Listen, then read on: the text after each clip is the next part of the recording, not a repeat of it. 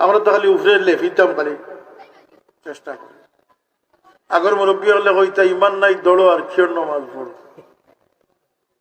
বেইমানে নমাজ পড়লে কোনো ফায়দা হইব নি?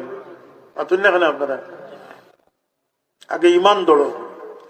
আমি ওলা দোয়া করি আর আল্লাহ জড়ো থাকি আমরা রে শক্তি দান করো, যাতে আমরা নমাজটা নমাজের মতো নমাজ হয়। আপনারা রাজি আছেন এটার উপরে?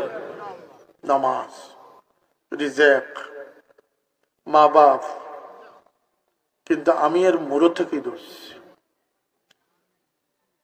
বদনিয়তি রাখি আবাদত কবুল হয় না,